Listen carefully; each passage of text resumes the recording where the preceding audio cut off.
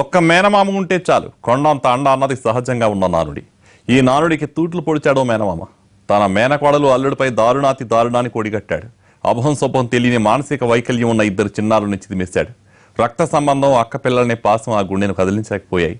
వాళ్ళను కర్కశంగా చంపడాన్ని ఆపలేకపోయాయి.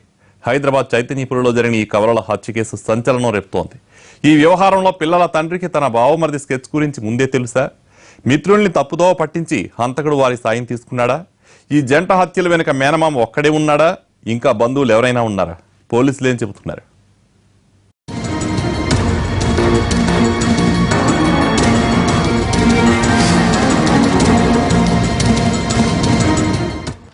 రంజాన్ పండుగ వేళ ఉదయాన్నే హైదరాబాద్ నగరం ఉలిక్కిపడింది. ఇద్దరు చిన్నారుల దారుణ హత్య కలకలం రేపింది. స్వయాన మేనమామే కిరాతకానికి ఒడిగట్టిన ఘటన నగరంలోని చైతన్యపురిలో జరిగింది. మానసిక వికలాంగులైన కవల పిల్లల్ని ఎలాగైనా వదిలించుకోవాలని ప్లాన్ చేసి గొంతు నూలిమి చిదిమేశాడు ఆ కసాయి మేనమామ.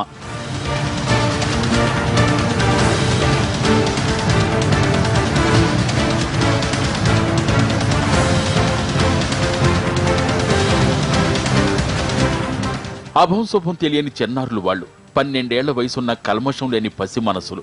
అమ్మా నాన్నల అనురాగం మాత్రమే తెలిసిన వాళ్ళు.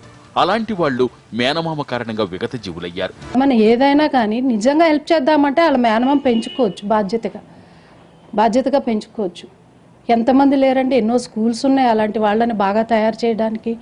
అలాంటి పిల్లల యోగా మంచి మంచి ఫీల్డ్లో పెద్ద పెద్ద వాళ్ళు అవుతున్నారు. ఎన్ని రకాల స్కూల్స్ వచ్చాయో. మరి సరిగ్గా గైడ్ చేసుకుంటే చాలా బాగుండేది. మేనమామ రూపంలోనే మృత్యువు తమను కబళిస్తుందని ఊహించలేని పసి మనసులవి. ఇలాంటి మృగాలను గుర్తించే కనీస మానసిక వికాసం కూడా లేని అమాయకుల ఇద్దరు పిల్లలు. ఈత నేర్పుతానని ఊరు నుంచి సిటీకి తీసుకొచ్చిన మామను చూసి కేరింతలు కొట్టారా చిన్నారులు. ఈత వెనుక తమ తలరాత మార్చేంత కుట్ర కర్కశత్వాన్ని అసలు గుర్తించలేకపోయారు. మేకవన్ని పులిలాంటి తమ మేనమామ వెంట అమాయకంగా వెళ్లారు. సరే, ఇది సమాజం కానీ వ్యక్తిగా కానీ ఇది హర్షించే పని కాదు అనే విచక్షణ కోల్పోయి అక్కబావాలకు సంతోషం కలిగించడం, నేను ఒక మంచి పని చేస్తున్నాను అనే ఒక భావనను చేసే పనికి అటాచ్ చేయడం మూలన మనిషి ఇంతటి గౌరవానికి చేయడానికి పాల్పడింది. మిర్యాలగూడకు చెందిన లక్ష్మీ శ్రీనివాస దంపతులకు పుట్టిన పిల్లలు 12 ఏళ్ల సృజనారెడ్డి, విష్ణువర్ధన్ రెడ్డి. పుట్టుకతోనే మానసిక వికలాంగులు. బంగారం లాంటి కవల పిల్లలు ఇలా పుట్టడంతో తల్లడిల్లారా తల్లిదండ్రులు. ఆర్థిక పరిస్థితి బాగోలేకున్నా బిడ్డలకు అవకాశమున్న చోట్లల్లా వైద్యం చేయిస్తూనే ఉన్నారు. పిల్లలతో అక్క పడలేకపోతున్న అవస్థ చూడలేకపోయాడా, లేక వీళ్లను వదిలించుకోవడానికి స్కెచ్ వేశాడా తెలియదు. కానీ లక్ష్మికి స్వయాన తమ్ముడు, చిన్నారులకు మేనమామైన మల్లికార్జున్ రెడ్డి ఘోరమైన ఆలోచన చేశాడు. 5 సంవత్సరాల లోపల వాళ్ళు కరెక్ట్ కాకుండా జీవితాంతం కూడా కరెక్ట్ కాలేదు. అట్లాంటివి చూడక అట్లాంటి వారిని ప్రభుత్వ సంస్థల హక్కున చేర్చుకొని వాళ్ళ ఆలన పాలన చూడలేకపోవడంతో ఈ వాళ్ళని ఎట్లనైనా వదిలించుకోవాలనే క్రమంలో ఇట్లాంటి ఘటనలు జరుగుతున్నాయి.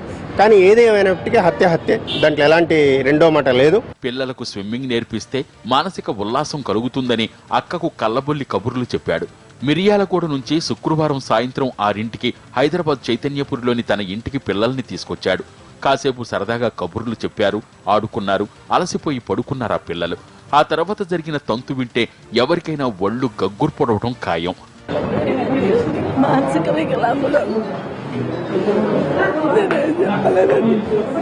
మీ భర్త కూడా మేనమామ పైన కేసు పెట్టినని చెప్తున్నాడు. అసలు ఎందుకు ఆ మాట అనాల్సి వస్తుంది అంటే ఎందుకు మా పిల్లలు వెళ్ళిపోయారు కదా, ఎందుకన్నట్టు.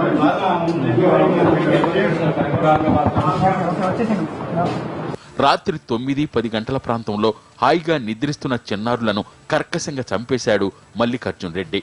ముఖాన్ని దెండుతో అదిమి ఊపిరాడకుండా చేస్తుంటే మేనమామ చేస్తున్నదేంటో అర్థం కాక గిలగిలా కొట్టుకుంటూ ప్రాణాలు విడిచారా చిన్నారులు. రక్త సంబంధం అక్కపిల్లలే అన్న పాశం కూడా ఆ సమయంలో ఆ కసాయి గుండెను కరిగించలేదు. దారుణాతి దారుణంగా చిన్నారులిద్దరినీ హత్య చేశాడు.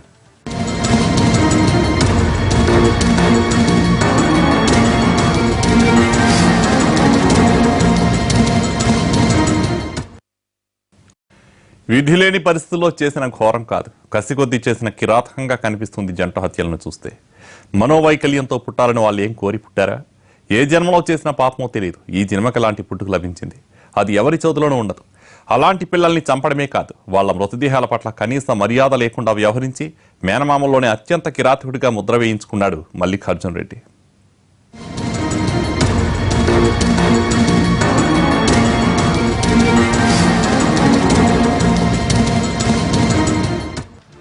మేనమామ మల్లికార్జున్ రెడ్డిదే మామూలు నయవంచన కాదు. ఈత నేర్పిస్తానని ఆ ఇద్దరు పిల్లల్ని ఇంటికి పిలిచి వాళ్లను కర్కశంగా చిదిమేశాడు. అటు నుంచి వాళ్లను తన ఇంటి నుంచి తరలించడానికి మరో రకమైన ఎత్తుగడ. మృతదేహాలను కారులో వేసేటప్పుడు ఘోరమే.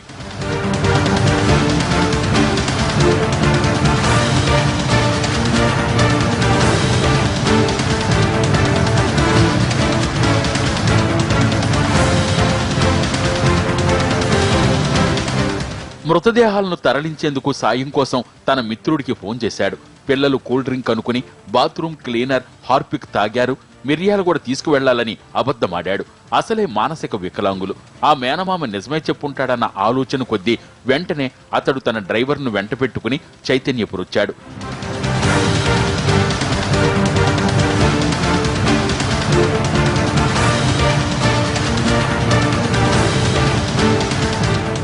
తన ఫ్రెండు అతడి డ్రైవర్ సాయంతో 2 మృతదేహాలను కిందకు తీసుకొచ్చాడు. కారు డిక్కీలో పడేశాడు. అది ఎంత దారుణమంటే బతికున్నప్పుడే కాదు, వాళ్లు మరణించాక కూడా వాళ్లకు కనీస గౌరవం ఇవ్వలేదా మేనమామ.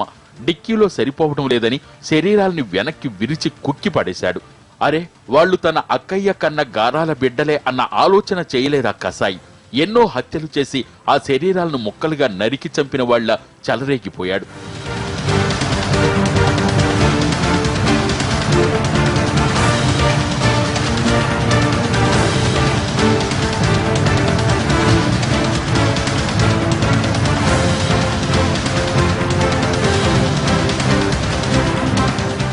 ఈ జుగుప్సాకరమైన వ్యవహారం అంతా మల్లికార్జున్ రెడ్డి ఇంటి దగ్గర సీసీ ఫుటేజ్లో రికార్డ్ అయింది. కాబట్టే బయటి ప్రపంచానికి తెలిసింది. లేకుంటే వాళ్లు నిజంగా హార్పిక్ తాగి చనిపోయిన వాళ్ల ఖాతాలో కలిసేవాళ్లే.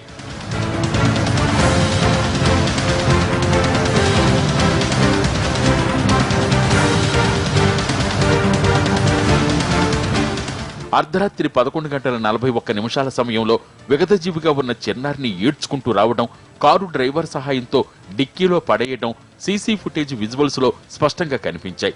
కాసేపటికి మళ్లీ ఇంట్లోకి వెళ్లి మరో చిన్నారిని మోసుకుంటూ వచ్చాడు మేనమామ ఫ్రెండ్.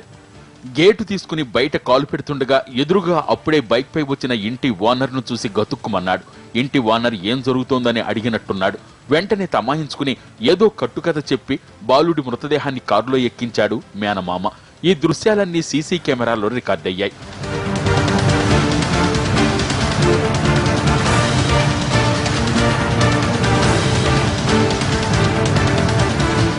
అనుమానం వచ్చిన ఇంటి ఓనర్ పోలీసులకు సమాచారం అందించాడు. స్థానికులు కూడా వెంటనే స్పందించి కారును ముందుకెళ్లకుండా అడ్డుకున్నారు.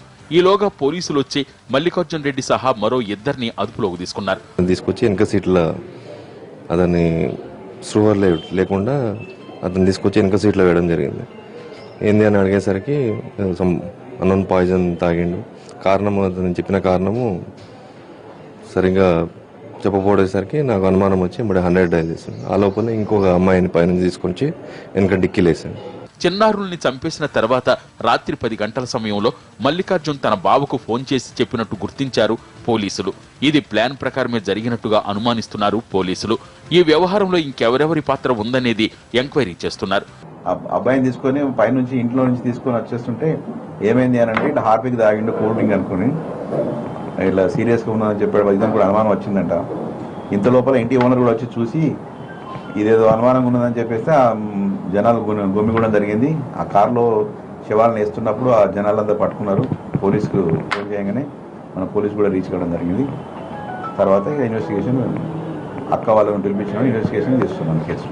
తమ పిల్లలకు మానసిక వైకల్యం ఉన్నా వారికి ఎలాంటి లోటు లేకుండా అల్లారు ముద్దుగా చూసుకుంటున్నామని, తాము ఎలాంటి ఇబ్బందులు పడలేదని చిన్నారుల తల్లిదండ్రులు చెప్పుకొస్తున్నారు. మల్లికార్జున్ రెడ్డి ఎందుకిలా చేశాడో కూడా తమకు అంతు చిక్కటం లేదని అంటున్నారు.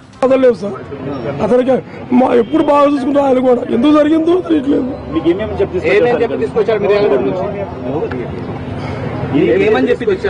నేను ఆఫీస్కి వెళ్ళాను సార్. ఇంట్లో మా మిస్సెస్ చెప్పాడంట బయటకు వెళ్ళి వస్తాను అని చెప్పేసి బయటికి వెళ్ళి రాడు నేను తిరిగితే వచ్చాడు.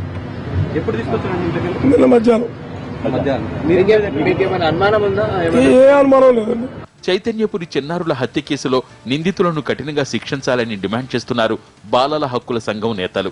మానసిక వికలాంగులను చంపేయటం దారుణమని, వాళ్ల సంరక్షణకు కఠిన చట్టాలు తేవాలని డిమాండ్ చేస్తున్నారు. ప్రభుత్వ పరంగా తీసుకెళ్లి చదివించడము, ప్రభుత్వమే తన బిడ్డగా అనుకొని చదివించడం అదన్నా చేయాలి. ఎందుకంటే పిల్లలకు ఆ తల్లిదండ్రుల దగ్గర, ఆ ఇంట్లో, ఆ పరిసరాలలో రక్షణ లేదు అన్నది ఈ ఘటన ద్వారా స్పష్టమైంది. పోస్ట్ మార్టం కోసం మృతదేహాలను ఉస్మానియా ఆసుపత్రికి తరలించారు. ఈ హత్యల వెనుక మేనమామ ఒక్కడే ఉన్నాడా, ఇంకెవరైనా బంధువుల పాత్ర కూడా ఉందా అనే కోణంలో దర్యాప్తు చేస్తున్నారు పోలీసులు.